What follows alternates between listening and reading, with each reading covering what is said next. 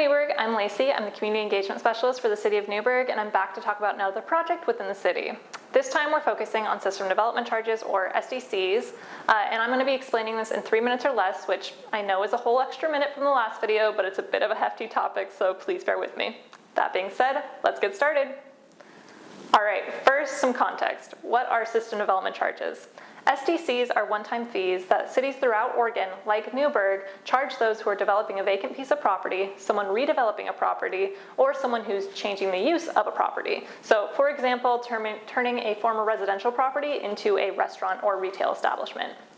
Newberg SDCs fall into 5 different categories: water, wastewater, stormwater, transportation, and a charge from the Chehalem Parks and Recreation District.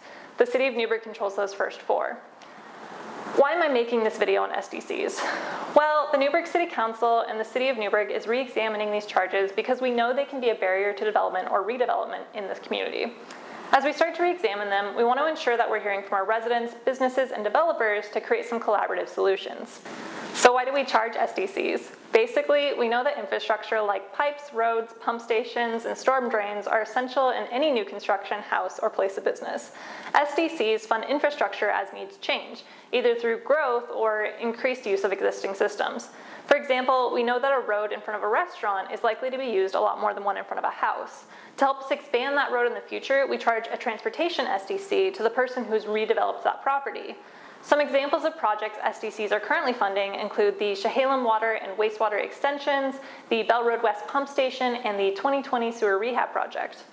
Essentially, without SDCs, taxpayers would pick up the bill of these infrastructure projects. With the city's current system, developers and business owners bear the cost of projects that either increase our existing capacity or will be needed in the future to serve those growing populations. Each SDC is charged differently. For example, the wastewater charge is based on the number of fixtures, such as toilets or sinks, in the new development, while the transportation charge utilizes the Institute of Transportation Engineers manual and is based on how land is used and how often the road and sidewalk outside of the development can be expected to be used during peak hours, or its most popular time of day. For reference, here's a chart that shows our SDCs compared to nearby cities for different types of developments, such as a single-family home, a restaurant, or a fitness club. So what type of options are we considering? This is where we're looking for some community input. The projects that we use SDC funds for are identified in our capital improvement plans and based on our water, wastewater, stormwater, and transportation master plans. Any money we don't get from SDCs is going to have to come from somewhere else. But we also recognize these charges could be a barrier to development. Some options that we see other communities use include changing the methodology used to collect SDCs, choosing to collect less than 100% of the cost of the projects, reducing the project list used to calculate SDCs, granting waivers for SDCs based on the type of development or the location of the development, or assessing different costs for SDCs based on geography. Additionally, some options other communities use to generate funding for infrastructure projects include going out for bonds, increasing municipal service rates, grants, loans, or introducing or increasing other taxes such as a local gas tax. Okay, so now that you know a bit more about system development charges, we really do want your input.